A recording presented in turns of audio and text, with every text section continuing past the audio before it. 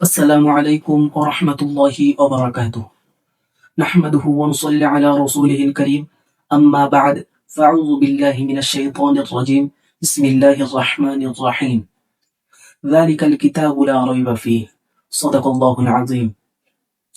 আমি একজন মুসলিম হিসাবে গভীর দুঃখ ও প্রতিবাদ জানাচ্ছি, কারণ একজন প্রতিনিধি হয়ে যদি পবিত্র কুরআনকে কেউ অবমাননা বা বিভ্রান্তিকর বক্তব্য দেয়, তাহলে সেটা শুধু মুসলমানদের জন্য নয়, গোটা জাতির জন্য শান্তির উপর আঘাত।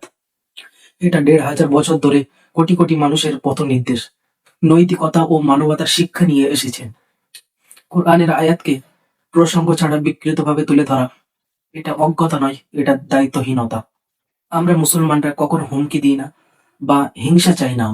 আমরা চাই সত্য, সম্মান এবং আইনের মাধ্যমে ন্যায় বিচার। আমি স্পষ্ট করে বলছি, ওসীম সরকার, আপনি ভুল বক্তব্য দিয়েছেন। আপনাকে অবশ্যই মুসলিম জাতির কাছে ক্ষমা চাইতে হবে এবং আপনার এই বক্তব্যকে উইথড্র করতে হবে, অর্থাৎ প্রত্যাহার করতে হবে, এবং পবিত্র কোরআনের প্রতি প্রকাশ্য সম্মান জানাতে হবে। কারণ ধর্মকে আঘাত করে রাজনীতি নয়, শুধুই বিভাজন তৈরি হয়। আমরা শান্তিপূর্ণ প্রতিবাদ বিশ্বাস করি। কোরআনের সম্মান আমাদের লাল রেখা। বিজেপির বিধায়ক ওসীম সরকার তিনি দাবি করেছেন যে কোরআনে লেখা আছে অমুসলিমদেরকে যেখানে পাবে সেখানে হত্যা করতে হবে। আমি স্পষ্ট করে বলছি, এটি চরম বিভ্রান্তিকর এবং কোরআনের ভয়াবহ বিকৃতি। হ্যাঁ, কোরআনে এমন একটি কথা বলা হয়েছে, সূরা বাকারা আয়াত নম্বর ১৯০। এখানে বলা হয়েছে, তারা যেখানে তোমাদের সাথে যুদ্ধ করে তোমরাও সেখানে তাদের সাথে যুদ্ধ কর। কিন্তু এখানে থেমে গেলে সত্য লুকানো হয়। একই আয়াতে বা তার পরের আয়াতে বলা হয়েছে, যদি যুদ্ধ বন্ধ করে তাহলে তোমরাও থেমে যাও। কারীদের ছাড়া কাউকে হত্যা করার অনুমতি নেই। এই আয়াত যুদ্ধকালীন আত্মরক্ষার প্রসঙ্গ, নিরীহ মানুষ, নারী, শিশু বা অমুসলিমদের হত্যার নির্দেশ নয়। সরকার বলেছেন সূরা তাওবার ৫ নম্বর আয়াতে এটা আছে যে অমুসলিমদেরকে যেখানে পাবে সেখানেই হত্যা করবে। দেখা যাক সূরা তাওবার ৫ নম্বর আয়াত পড়ে। ইযা সালাখাল আশহুরুল হুরুম ফাকতুলুল মুশরিকিন। এখানে লেখা আছে, অতিবাহিত হলে মুশরিকদেরকে যারা তোমাদের চুক্তি ভঙ্গ করেছিল যেখানে পাইবে সেখানেই হত্যা করবে। এখানেই থেমে গেলে হবে না, তারপরে বা এবং তার আগের আয়াতে কি বলা হয়েছে সেগুলো দেখে নিতে হবে একবার। তো চলুন সেগুলো দেখে। সূরা তাওবা আয়াত ১, ঘোষণা বারাআত। আল্লাহ ও তার রসুলের পক্ষ থেকে ওইসব মুশরিকদের সঙ্গে চুক্তি বাতিলের ঘোষণা, যারা বারবার চুক্তি ভঙ্গ করছে, বিশ্বাসঘাতকতা করছে এবং মুসলমানদের বিরুদ্ধে ষড়যন্ত্র লিপ্ত ছিল। ব্যাখ্যা, এটি সকল অমুসলিমদের জন্য নয়, ওইসব অমুসলিমদের জন্য যারা চুক্তি ভঙ্গ করছিলেন এবং যুদ্ধে উস্কে দেওয়া কিছু নির্দিষ্ট অমুসলিমদের বিরুদ্ধে এই ঘোষণা। সূরা তাওবা আয়াত ২, সেখানে লেখা আছে, অমুসলিমদেরকে ৪ মাস সময়সীমা দেওয়া হয়েছিল। তাদেরকে বলা হয়েছিল তোমরা ৪ মাস পৃথিবীতে স্বাধীনভাবে চলাফেরা করতে পারবে। তাৎক্ষণিক যুদ্ধ নয়, আগে সতর্কতা ও চিন্তার সুযোগ দেওয়া হয়। ইসলামের ন্যায় ও পরায়ণতা। হজের দিন প্রকাশ্য ঘোষণা, এদের সাথে আর কোনো চুক্তি নেই। আয়াত ৩ সূরা তাওবা। তবে যারা তওবা করে ঈমান আনবে তারাই সফল। এটি একটি জনসম্মুখে ঘোষণা, গোপনে আক্রমণ নয়। তওবার দরজা এখনো খোলা আছে। আয়াত ৪, চুক্তিবদ্ধ বিশ্বস্ত মুশরিকদের ব্যতিক্রম, যারা চুক্তি ভঙ্গ করেনি এবং মুসলমানদের বিরুদ্ধে কাউকে সাহায্যও করেনি, তাদের চুক্তি পূর্ণ করতে হবে। ইসলাম অন্যায়ভাবে চুক্তি ভাঙার অনুমতি দেয় না, এমনকি অমুসলিমদের সঙ্গেও নয়। সূরা তাওবার ৫ নম্বর আয়াত, অতিবাহিত হলে মুশরিকদেরকে যারা তোমাদের চুক্তি ভঙ্গ করেছিল যেখানে পাবে সেখানেই হত্যা করবে, তাদের গ্রেফতার করবে, অবরোধ করবে এবং তাদেরকে ধরার জন্য প্রত্যেক ঘাঁটিতে উৎ পেতে বসে থাকবে। অবশ্য তারা যদি তওবা করে, নামাজ কায়েম করে এবং যাকাত দেয়, তবে তাদের পথ ছেড়ে দেবে। নিশ্চয়ই আল্লাহ অতি পরমশীল এবং দয়ালু। এবার ৬ নম্বর আয়াতে কি বলা হয়েছে, আশ্রয় প্রার্থনার অধিকার। যদি কোনো অমুসলিম আশ্রয় চাই, তাকে আশ্রয় দাও, আল্লাহর বাণী শোনাও, নিরাপদে তাকে পৌঁছে দাও।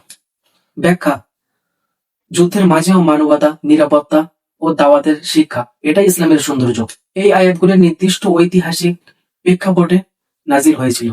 ওসীম সরকার বলেছিলেন, কোরআনে লেখা আছে যে অমুসলিমদেরকে যেখানে পাবে সেখানেই হত্যা করো। তো এই আয়াতগুলোর দ্বারাই আপনারা বুঝতে পেরেছেন যে কোরআনে কিসের জন্য বলেছিল যে অমুসলিমদের যেখানে পাবে সেখানে হত্যা করো।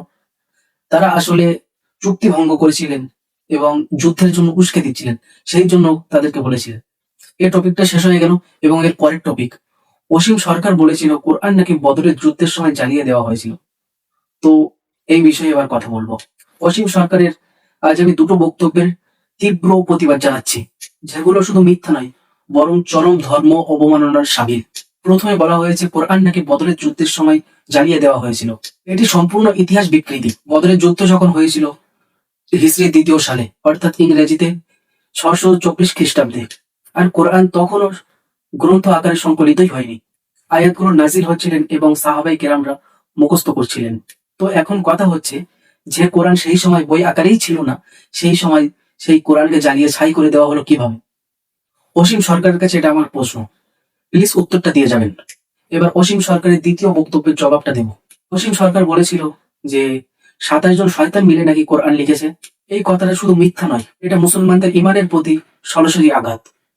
কোরআন নিজেই ঘোষণা করেছে যে এটা আল্লাহর নাজিলকৃত কিতাব এবং শয়তানের কোনো ক্ষমতা নেই এতে হস্তক্ষেপ করার। এই সমস্ত বক্তব্যের অজ্ঞতার সীমা ছাড়িয়ে ঘৃণা ও বিভাজন ছড়ানোর ভাষা। আমরা মুসলমানরা কখনো হিংসা চাই না বা কাউকে হুমকিও দিই না, কিন্তু স্পষ্ট করে বলছি, মিথ্যা প্রচার বন্ধ করুন, ভুল বক্তব্য প্রকাশ্যে প্রত্যাহার করুন। ধর্মকে অপমান করে রাজনীতি করা গণতন্ত্রের লজ্জা, সামাজিক শান্তির জন্য বিপজ্জনক। কোরআনের সম্মান আমাদের জন্য লাল রেখা। অসীম সরকার আবারও একটা কথা বলেছেন। অসীম সরকার বলেছেন, আমি সেই ধর্মগ্রন্থ পড়ে প্রস্রাব করি, তাইলে যখন তখন পুড়িয়েও দিতে পারি। তাহলে এটা মতামত নয়, এটা নগ্ন ঘৃণা, এটা চরম ধর্ম অপমাননা, আর এটা সংবিধানের ধর্মীয় এবং সর্বস্থলের বিরোধী। পবিত্র কোরআন মুসলমানদের জন্য শুধু একটি বই নয়, এটা আমাদের ইমান, আত্মপরিচয় ও নৈতিকতার ভিত্তি। এই গ্রন্থকে অপমান করা মানে কোটি কোটি মানুষের অনুভূতিকে অপমান করা। আমরা মুসলিমরা হিংসা চাই না বা আমরা প্রতিশোধের ভাষায়ও কথা বলি না, কিন্তু স্পষ্ট করে বলছি, ধর্মগ্রন্থকে অপমান করার কোনো অধিকার নেই। এটা নৈতিক দেউলিয়াপনা। একজন বিধায়কের মুখের ভাষা এইরকম, ছি, আমার আগে জানা ছিল না।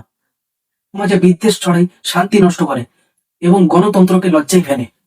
আমাদের দাবি খুব সহজ, এই বক্তব্যকে অবিলম্বে প্রত্যাহার করতে হবে এবং প্রকাশ্যে ক্ষমা চাইতে হবে।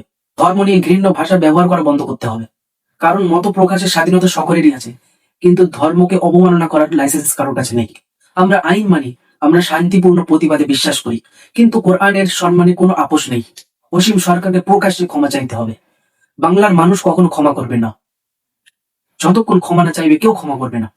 আজকে আমার ধর্মের উপরে আঙুল তুলেছে, কালকে অন্য কোনো ধর্মের উপরে আঙুল তুলবে না, এর কি গ্যারান্টি আছে? শেষবারের মতো বলছি, অসীম সরকারকে প্রকাশ্যে ক্ষমা চাইতে হবে। যতক্ষণ ক্ষমা না চাইবে ততক্ষণ বাংলার মুসলমান, পৃথিবীর মুসলমান, বিশ্বের মুসলমান কেউ ক্ষমা করবে না। আমরা মুসলমানরা কখনো হিংসা চাই না, আমরা ন্যায় বিচার চাই, কিন্তু পবিত্র কোরআনের অপমান কখনো মেনে নেওয়া যায় না। মিথ্যা, ঘৃণা আর অবমাননার বিরুদ্ধে আমরা শান্তিপূর্ণ ও আইনি প্রতিবাদে অটল। কোরআনের সম্মান আমাদের লাল রেখা।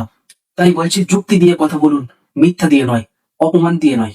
এই বলে আমার সংক্ষিপ্ত বক্তব্য ইতি করছি। ওয়া আখিরু দাওয়ানা আনিল হামদুলিল্লাহি রাব্বিল আলামিন।